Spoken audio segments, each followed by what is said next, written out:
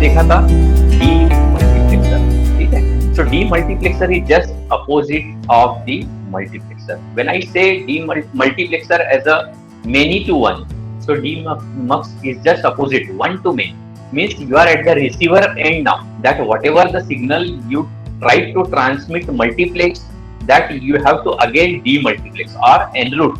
This input D has to be enrouted to one of the outputs, so you have a multiple output now and single input, just opposite. So you can say this block diagram in this one, you can show multiple outputs and single input, and again in which output this input will be enrouted will be decided by this select line or control signal. So that we have seen like 1:4 demux कैसे करना, S1 S0 के combination में 0 0 0 1 1 0 1 1। तो अगर हमारे Y3 Y2 Y1 Y0 है तो 0 0 में Y0 को देना है ये D, चाहे वो 0 रहे 1 D दे दिया, 0 1 में D Y1 को दे दिया, 1 0 में Y2 को दे दिया और 1 1 में Y3। तो ये हमारा ब्लॉक डायग्राम हो गया और इसी को हमने एक्सप्रेशंस बनाए कि y0 is s1 bar s0 bar d, similarly y1 is s1 bar s0 d, and in this way we can say y3 is s1 s0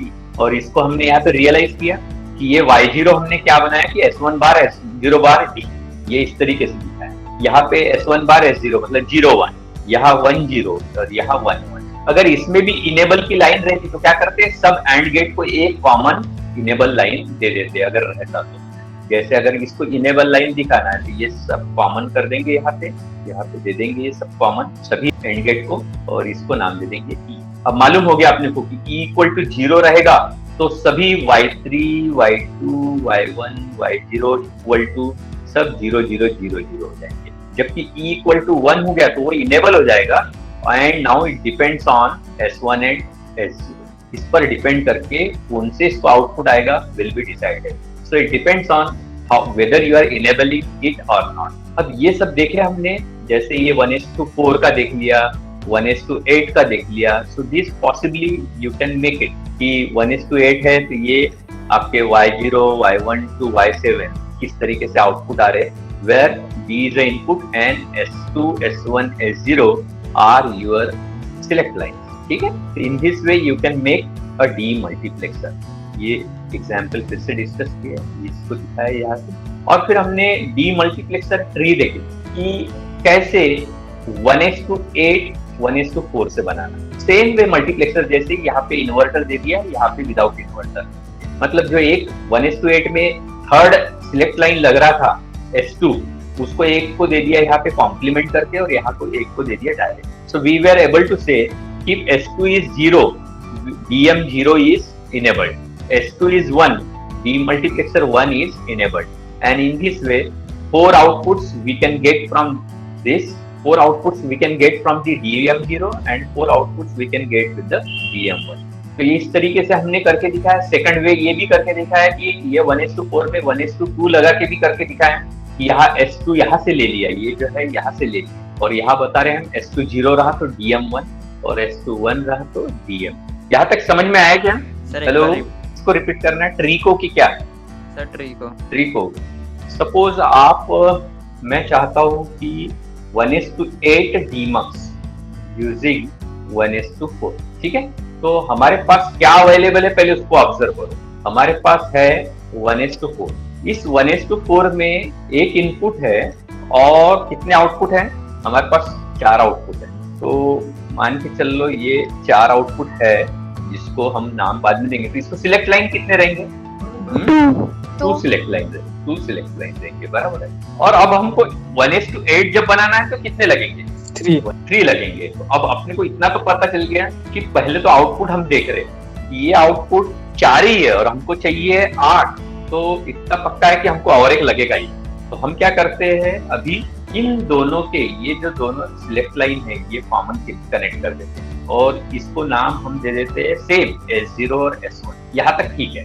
अगर ये Y0 है, ये Y1 है, Y2 है, Y3 है, और ये Y4 है, Y5 है, Y6 है, Y7, मतलब हम देख रहे हैं कि हमारे आउटपुट तो हो गए, इनपुट 2 है उसको 1 करना है और सिलेक्ट लाइन 2 है उसको 3 करना है। एक तीसरा सिलेक्ट लाइन हम बोल सकते हैं कि यहाँ पे तैयार कर दिया S, और हम यहाँ पे पॉसिबिलिटीज देखना है S2 की क्या क्या है। तो एक 0 रहेगा, एक 1, और 0 में हम चाहते कि जो लोअर ऑर्डर आउटपुट है वो आना चाहिए। तो इसका मतलब ये जो अगर प्रेशर है तो ये इनेबल्ड होना चाहिए, कौन सा, ऊपर वाला, और अगर 1 रहे तो नीचे वाला होना चाहिए ताकि Y4 को Y7 दे दे। तो यहाँ पे अगर मैंने लिखा कि DM0 इनेबल होना चाहिए और यहाँ पे लिखा कि DM1 होना चाहिए, ये इस तरीके से हो गया कि S2, S1, S0, ये अगर 0 है तो मुझे DM0 हो रहा है जो मुझे देगा आउटपुट Y3 to Y0। अगर S2 1 कर दिया तो मुझे देगा DM1, ये हो जाएगा Y7 to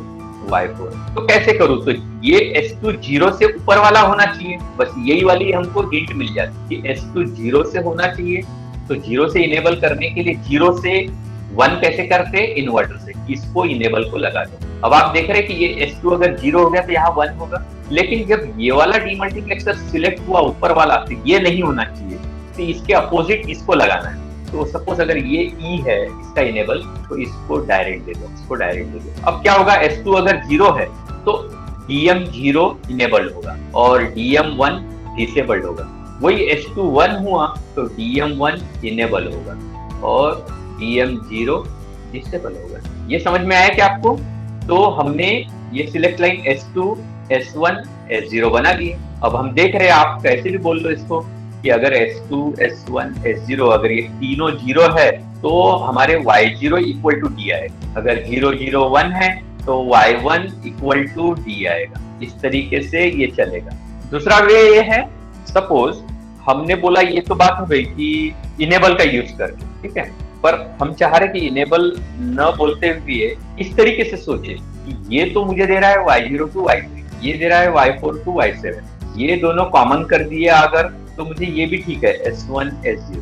अब ये दो इनपुट है और मुझे इसको दो, यानी इनपुट है, इसको यहाँ पे इनपुट एक ही चाहिए था, 1 से 2 ऐसा सोचे तो अपने आप पता चल जाएगी कि 1 से 2 करने वाली चीज क्या है ना? 1 से 2 करने वाली चीज क्या है? तो वो भी तो डीमल्टीप्लेक्सर हो सकता है, जैसे ये है। तो बजाय 1:2 के अगर मैं 1:2 यूज कर लूं तो भी हो सकता है मेरा काम। कैसे हो सकता है? सपोज ये 1:2, इसको DM0 नाम दे, इसको DM1 और इसको DM2। अब यहाँ पे चाह रहा हूं मैं कि अगर इसको S2 नाम दे दिया, S2 0 रहे ऊपर वाले में जाए और S2 1 रहे तो नीचे वाले में जाए। बन गया अपने आप कि S2, S1, S0। अगर ये 0 रहा irrespective of S1 and S0, कौन सा इनेबल होगा डीमल्टीप्लेक्सर? DM1। Yes, DM1। अगर ये 1 हो गया तो DM2। और हमको मालूम है कि DM0 is contributing to Y3 to Y0 और ये Y7 to Y4, और इसमें से पर्टिकुलर किस आउटपुट पे देगा तो ये डिसाइड करेगा हमारा ये S1 and S0। इसके 4 कॉम्बिनेशन इस 4 में से चुनेगा, इसके 4 कॉम्बिनेशन इस 4 में से चुनेगा। So I don't think there is much to explain into this one. अगर यहाँ इनेबल है तो इसको 1 करके रख दो, ये इनेबल को यानी इनेबल करके रख दो अगर है कि ये हम उसका यूज नहीं कर रहे। ये समझ में आया क्या? तो बताओ अगर 1:16 कैसे बनाएंगे यूजिंग 1:4? बना सकते क्या? बोलो तो कैसे बनाएंगे? 5 डीमक्स लगेंगे ना? Yes sir. इस तरीके से 4 पहले वर्टिकली लगा देंगे, इसको चारों को एक साथ कर देंगे जिसमें कि ये सब कॉमन है, ठीक है। इधर स्केल नहीं बना रहा हूँ, थोड़ा आगे पीछे कॉपी हो रहा है। इसको नाम दे दिया मैंने अगर सपोज S1, S0। अब 61:60 यानी मुझे लगेंगे S3, S2, S1, S0। Available है S1, S0, मतलब 2 बनाने हैं S3, S2। अब 2 बनाने और यहाँ 4 आउटपुट है, इनपुट है, इनको उसको भी तो सिंगल करना है। तो फिर सेम लॉजिक यहाँ जो 1:2 यूज किया था उसकी जगह यहाँ पे हम लोग 1:4 कर सकते हैं।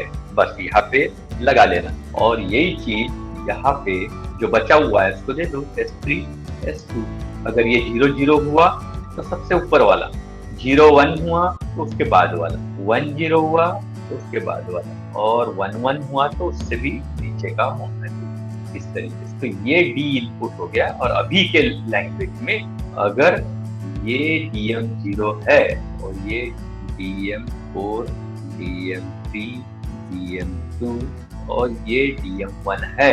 तो इसका आप फंक्शन इस तरीके से बना सकते हैं कि S3 S2 S1 S0 और DM इनेबल कौन होंगे। तो अगर 0 0 है तो DM1, 0 1 है तो DM2, 1 0 है तो DM3 और 1 1 है तो DM4। And each demultiplexer is taking the care of all 4 outputs, Y3 to Y0 like this, Y15 to Y13, 13, 14, 12, sorry, Y12, ऐसे करते करते सबका हो जाएगा। ठीक है ना, ये समझ में आया क्या? Yes, sir. बस इस तरीके से ही करना है। So demultiplexer tree is now okay to you. You can understand this one. अब मैंने आपको बोला था कि जैसे मल्टीप्लेक्सर से हम कोई ये रियलाइज कर सकते हैं Boolean function, in the same way we can also realise the any Boolean function using demux also. Let us try that one कि कैसे बुलियन फंक्शन अगर इससे पूछा जाए तो कैसे रियलाइज करें। तो एक एग्जांपल लेता हूँ, सपोज, चलो एक अच्छा ऐसे ही ले लेते कि suppose it is asked to realise full adder using demux. बताओ, आप लॉजिक बताओ, मैं चलूंगा। क्या होता है फुल एडर में, क्या आउटपुट्स रहते हैं? शुरुआत करो। 1 है, 2 है, 3 है, 4 है, कितने आउटपुट्स हैं फुल एडर में? कितने आउटपुट्स होते हैं? Sum and carry. Sum and carry ना। आपको अगर फुल एडर आता है तो हम लोग इस तरीके से ट्रूथ टेबल बनाते थे सम और कैरी का, और फिर इससे हमको sum equal to A XOR B XOR C और carry equal to AB plus BC plus C। अब सोच के देखो कि डीमल्टीप्लेक्सर में हमारे पास क्या अवेलेबल है और ये क्या बन रहा है। फॉर एग्जांपल अगर ये 1:4 का ले लेते, ये 1, तो यहाँ पे Y0 Y1 Y2 Y3 अगर है तो Y0 इक्वल्स टू हम लिखते थे S1 बार S0 बार D, इसको लिखते थे S1 बार S0 D, इस तरीके से S1 S0 बार D और लास्ट में S1 S0 D। इसमें से ये चीज कैसे बना सकते हैं? अब सोच के देखो आप। सबसे बड़ी बात तो हम लोग सिलेक्ट लाइन का यूज कर रहे थे मल्टीप्लेक्सर में, तो 1:4 में 2 ही सिलेक्ट लाइन, तो हम एक तो लॉजिक बनता है कि हम 1:8 की तरफ जाएंगे। 1:8 से फायदा क्या होगा कि सपोज ये 1:8 है तो हमने इसको एक इनपुट दे और अब चाह रहे कि इसके बहुत सारे आउटपुट 8 मिल जाए, ये 8 आउटपुट है। अब ये 1:8 यूज और इसके ये 3 सिलेक्ट लाइन, और ये सिलेक्ट लाइन में हमने सपोज दे दिया इनपुट ये, आप ही की तरफ से सोच के देखना। अभी ये दे दिया A B और C, इसका मतलब इसके 0 0 में क्या होना चाहिए, 0 1 में क्या होना चाहिए, 1 0 में क्या होना चाहिए, और ये रहना चाहिए कि नहीं रहना चाहिए। इसको लॉजिक 1 देकर रख दिया। मल्टीप्लेक्सर में जैसे किए थे वही वाला बोल रहा हूँ, लेकिन ये जो आउटपुट है आखिरी के, सपोज ये Y0 है, ये Y1 है, ये Y2 है, ये Y3 है, ये Y4 है, Y5, ये Y6 और ये Y6। तो सम यानी क्या? सम यानी ये 1 2, ये 1 और ये 1 मिलना चाहिए। तो हम बोल सकते कि sum is sum of ABC equals to summation of min term. कौन से है?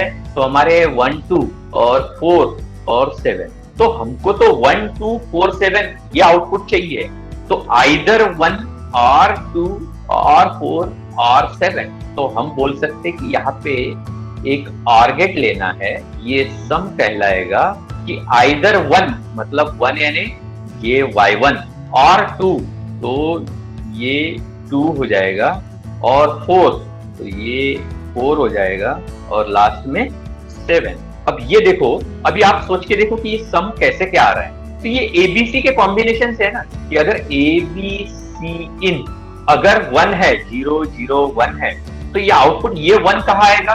ये इस पे आएगा, ये इस पे आ जाएगा। सेम वे ये इस पे आएगा अगर हम 4 देते तो इसीलिए जो मिन टर्म है, ये जो मिन टर्म है उसको आपको आउटपुट में OR करना है इस तरीके से। अब बताओ कैरी में किसको आउटपुट करना पड़ेगा? किस मिन टर्म्स का फंक्शन है बताइए कैरी में? यहाँ देखो ट्रूथ टेबल में 3 5 6 7। हाँ 3 5 6 7, इसका मतलब कैरी के लिए और एक OR लेना है और बस 3 5 6 7 ये जोड़ देना है, ज्यादा कुछ सोचना ही नहीं है। कौन से?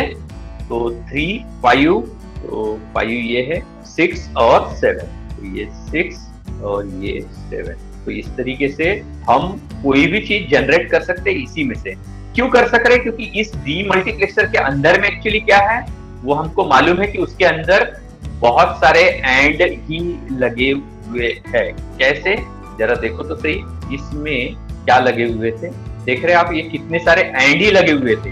इनको ये यानी कि प्रोडक्ट तो हो गया, अब इन सबको ही तो सम करना है। ये देख रहे हैं आप, अलग अलग अलग, ये एक दे रहा है, ये एक दे रहा है, ये एक दे रहा है, ये एक दे रहा है। सिमिलरली ये बहुत सारे मिल रहे हैं। इनमें से जो चाहिए उनको और कर दो। वही चीज तो हमने किया है अभी, जो हम कर रहे थे वो यही चीज है। So we were doing the same thing. तो आगे ध्यान में ये आप कुछ भी रियलाइज कर सकेंगे। अगर आपको कोई फंक्शन दे दिया मिड टर्म्स के लैंग्वेज में, या कुछ चीज डिजाइन करने बोला, कुछ करने बोला, तो आप कर सकेंगे क्या? अगर आपको मैंने बोला हाफ सबट्रैक्टर या फुल सबट्रैक्टर रियलाइज करो डीमक्स से, तो कर सकोगे ना? Yes sir. तो अब डीमल्टीप्लेक्सर जैसे ही एक टॉपिक इसका, यानी डीमल्टीप्लेक्सर आईसी जो होती है वो सेम डिकोडर करके यूज होती है। अब जैसे मल्टीप्लेक्सर का अपोजिट डीमल्टीप्लेक्सर है, वैसे दो टॉपिक और है अपने, एनकोडर और डिकोडर। तो ये डीमल्टीप्लेक्सर से ही डिकोडर बनता है। अब एनकोडर और डिकोडर क्या है ये हमको समझना है। तो should we go to the next topic? आप लोग ऐसे वर्ड्स बहुत बार यूज भी करते हैं।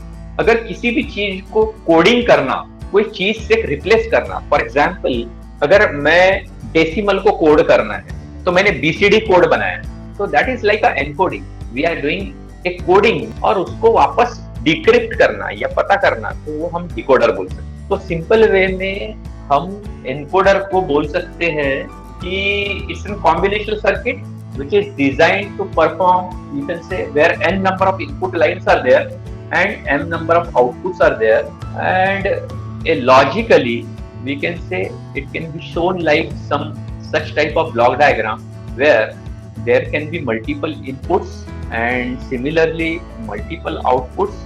Like if I can say these are the n inputs, there can be some m out. Only thing is, अब इसके एग्जाम्पल्स क्या हो सकते हैं? तो suppose let's say octal to binary encoder. Octal number आपको मालूम है कहां से कहां तक रहता है ऑक्टल नंबर? 0 to 7। बस यही चीज समझना है, ऑक्टल टू बाइनरी। तो सबसे पहले ब्लॉक डायग्राम बनाते हैं। ब्लॉक डायग्राम में ऑक्टल में क्या दिखाओगे आप लोग बताओ? कितने इनपुट्स रहेंगे? ऑक्टल है मतलब 8 इनपुट रहेंगे। तो इनको नाम दे दिया मैंने, let's say D0, D1, D2, D3, D4, D5, D6, D7।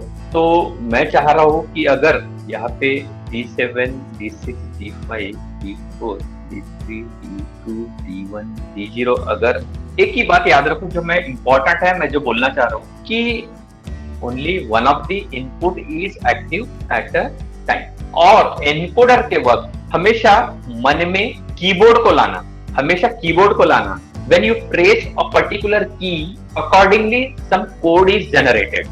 That is what is encoding. You are pressing certain key. If I am pressing T, the T should be printed. But how to print it? It doesn't know. Only some code is given to the video, that is video display unit, or you can say your monitor.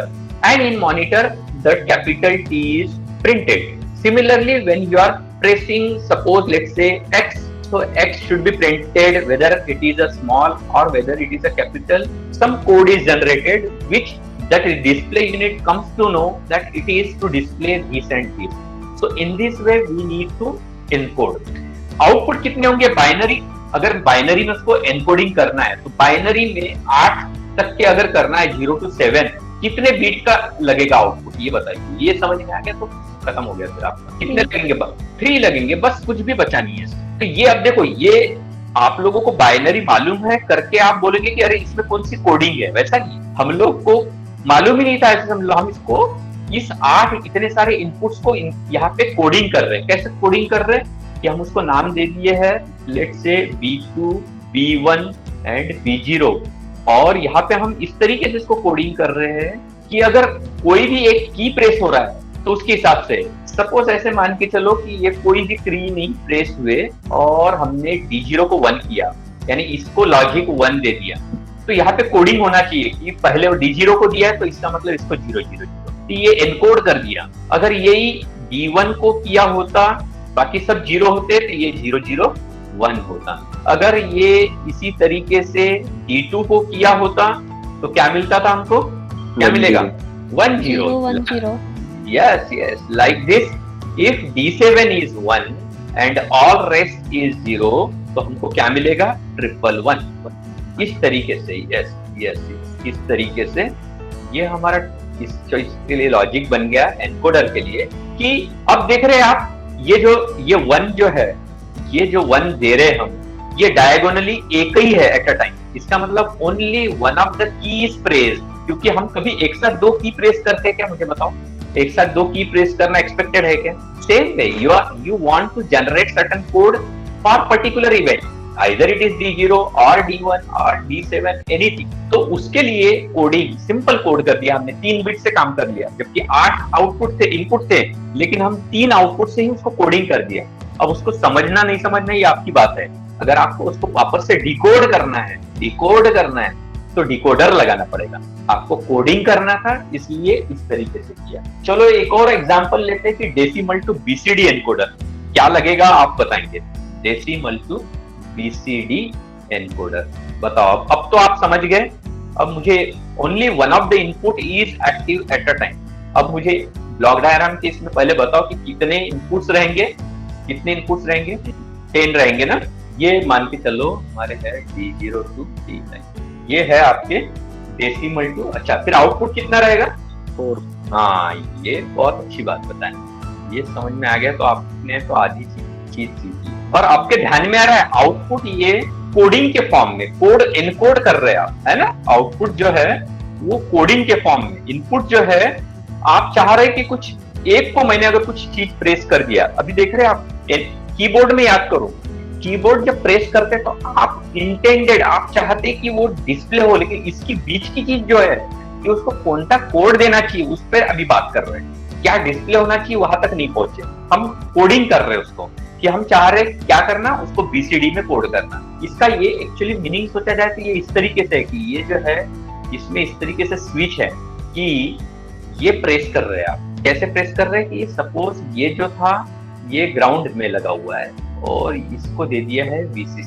यहाँ पे 1000 register है, यानी आप की press करते हैं तो इसको VCC यानी हाई मिलता है.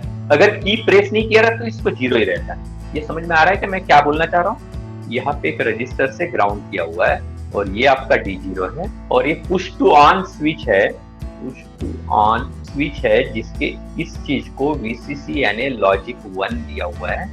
अगर की प्रेस करते हैं मतलब वो एक्टिवेट होता है तो अकॉर्डिंगली आपको यहाँ पे कोड जनरेट होगा. तो इसका बिल्कुल इसी तरीके से D9, D8, D7, D6, D5, 4, D3, D2, D1, D0, इन सब का यहाँ पे A, B, C, D इस तरीके से रहेगा. अगर आप ये सभी 0 दे दिए और इसको 1 दे दिया तो आपको जनरेट होगा 0. अगर नेक्स्ट इसको कर दिया D1 तो आपका कोड हो जाएगा 001. ऐसे करते करते जब लास्ट D9 होगा तो यहाँ पे आ जाएगा 10019 के लिए. लेकिन ये जब हम डेसिमल टू बीसीडी एनकोड कर रहे हैं एक्चुअली यहाँ पे अपन ने वही तक पहुंचे थे क्या, आगे तो बनाए. एक सेकंड, वो सिर्फ ब्लॉक डायग्राम पे ही रह गया ना, ये जगह बना लिया. और हाँ देखो सर्किट बनाने का रह गया था, ये तो बात ही नहीं की आपने. सर्किट कैसे बनेगा, अपने टेबल बन गया है, हमने बनाया ऑक्टल टू बाइनरी बनाया था, तो इसका बनेगा कैसे, आउटपुट कैसे बनेगा. आउटपुट की तरफ ध्यान दो बरा, मैं पूरा बनाता हूँ पहले. ये देखो फिर से लिखो यार, B2 0 0 0 0 0 1 0 1 0 0 1 1. और अब जरा B0 की ओर ध्यान दो कि B0 क्या इक्वेशन मिल रहा है. ये था D0 के लिए, ये D1 के लिए, ये D2 के लिए, ये D3 के लिए, ये D4 के लिए, ये D5, ये D6 और ये D7. अगर B0 अगर आपने ऑब्जर्व किया तो ये किस चीज के लिए 1 है, जरा देखो किस चीज के लिए 1 है. 4 कौन सा दिख रहा है, हेलो देखो हमारा MSB B2 है. अगर मैं B0 के लिए एक्सप्रेशन ढूंढ रहा हूं तो हम ट्रूथ टेबल में क्या देखते थे, किस चीज के लिए 1 है. B0 is 1 either for this entry or this entry or for this entry or for this entry. So we can say B0 is 1 for D1 or D3 or D5 or D7. So can I say like that one? कि B0 is equal to D1 plus D3 plus D5 plus D7? Yes sir. तो इसी तरीके से B1 के लिए बताओ, B1 के लिए D2 D3 D2 D3 D6 D7 D2 D3 D6 D7 और बचा कौन सा? B2 के लिए बताओ। D4 D5 D6 D7। ये देखो, ये सिंपल कैसे हो गया कि ये सिंपल इनपुट्स का और है, तो ये बनाना हमारे लिए बहुत आसान हो जाता है। इसका लॉजिक डायग्राम को बनाना है तो हम कुछ नहीं, हम लोग ये जो बहुत सारे इनपुट्स है, ठीक है, इस तरीके से हम इनपुट्स बना लेंगे। इस तरीके से 4 और कितने अपने 8 है ना टोटल, 8 इनपुट्स। हाँ, तो हम 8 इनपुट्स बना लेंगे। कौन कौन से इनपुट्स है हमारे इनपुट्स है D0 to D7। Yes.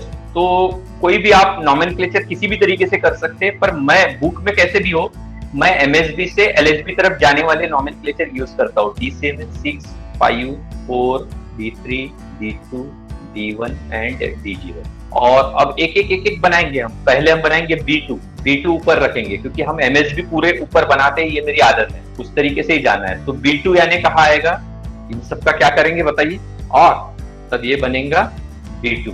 Same way में हम B1 बनाएंगे, और B0 बनाएंगे। B1 में क्या क्या रहेगा बताइए, B1 में D2 D3 D6 D7। बस यही 4 रहेंगे, आप लोग समझ गए। तो अब इस तरीके से बनाना है, ये जोड़ना है, तो ये बन गया आपका डेसिमल टू ऑक्टल। अब बताइए BCD के लिए क्या होगा। इस तरीके से हम इक्वेशंस जनरेट कर सकते हैं। BCD के लिए इक्वेशंस जनरेट कर दो तो आपका काम हो जाएगा। तो फिर से देखते हैं ABCD के लिए, ये 0 0 0 0 0 1 0 0 1 0, इस तरीके से आगे बढ़ते हैं। नहीं, अब बताओ इसमें से इक्वेशन बना लो आप इसी तरीके से, A के लिए, B के लिए, C के लिए, D के लिए। सबसे पहले D के लिए बनाओ, बताओ D के लिए। D1 D3 है उसी तरीके से, ऑड में ही हो गए, सब ऑड वाले हैं, वो लॉजिक है। उस समय वो 1 हो जाता है। कौन से हो गए फिर, D1 D3 D1 D3 D5 D7 D9। ये क्या है, D equal to, C equal to, और A के लिए ये D9। D8। इस तरीके से ये बन गया। तो इन सब का और बनाना है तो आपका बन जाएगा। तो इन सब की भी IC होती है, IC रेडी IC है, जैसे है 74147, ये एक IC है। This IC is for, we can say decimal to BCD encoder. इस IC को थोड़ा सा देख लेना। सेम वे में 74148 ये है octal to binary, same way में, ठीक है। तो ये ICs भी है इन सब के लिए जो अपन पढ़ रहे हैं वो। So I think the encoder is now clear to you that whatever, if one of the key we are pressing or one of the input we are providing, accordingly it encodes, it codes, and accordingly that code is generated. अगर वो code, आपको coding तो कर लिया, अगर वो code को decode करना है तो हम डिकोडर यूज करेंगे, तो वो हम देखेंगे नेक्स्ट टाइम। लेकिन एक सवाल ये भी उठता है कि मैंने आपको बोला कि एक की प्रेस किया तो उसका कोड जनरेट होगा, पर सपोज 2 की एट अ टाइम प्रेस कर दिया तो क्या होगा, आगे ही नहीं यहाँ पर। तो आउटपुट कौन सा देना, इसके लिए हम लोग नेक्स्ट टाइम पढ़ेंगे प्रायोरिटी एनकोडर। प्रायोरिटी एनकोडर यानी there is a certain priority given to each input.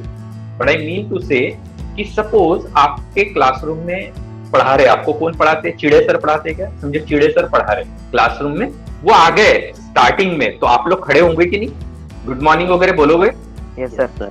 Yes sir. पर समझो उनके साथ में दोनों, मैं भी आया और वो भी आ गया, तो हो सकता है पहला गुड मॉर्निंग आप किसको बोलोगे, हो सकता है आप मुझे बोलो। तो जब दोनों को साथ में आता है तो वही तो प्रॉब्लम है कि प्रायोरिटी किसको देना है, वो कोड कौन सा जनरेट करना है। तो वो कोड जनरेट होगा, भले ही आप दोनों को दे रहे हैं, लेकिन वो कोड जनरेट होगा हेड का। अगर मेरे साथ में प्रिंसिपल आए तो प्रिंसिपल की प्रायोरिटी ज्यादा है, उनका कोड जनरेट होगा। इसका ये मतलब है कि हम प्रायोरिटी असाइन करते हैं कि किसकी प्रायोरिटी हाईएस्ट नहीं है। अगर कोई नहीं है तो लेक्चरर का कोड जनरेट हो रहा है। एक अगर लेक्चरर आ गया तो लेक्चरर और एचओडी एट अ टाइम आ गए तो एचओडी का कोड जनरेट हो रहा है। पर लेक्चरर रहे या न रहे, एचओडी रहे या न रहे, पर प्रिंसिपल आ गए तो प्रिंसिपल का कोड जनरेट हो रहा है। मतलब हाई प्रायोरिटी किसकी हो गई यहाँ पे? प्रिंसिपल की। अगर और उनके डायरेक्टर आ गए तो उनकी उनसे ज्यादा की प्रायोरिटी। अगर मिनिस्टर आ गए तो उनकी से भी ज्यादा प्रायोरिटी। तो ये प्रायोरिटी रहती है हर चीज की। ये प्रायोरिटी एक बार डिफाइन हो गई तो एट अ टाइम दोनों इनपुट आएंगे, कौन सा कोड जनरेट होगा? जिसकी हाई प्रायोरिटी रहेगी। ये हम नेक्स्ट टाइम में देखेंगे कि इसका सर्विस कैसे। ठीक है, सो टिल देन बाय।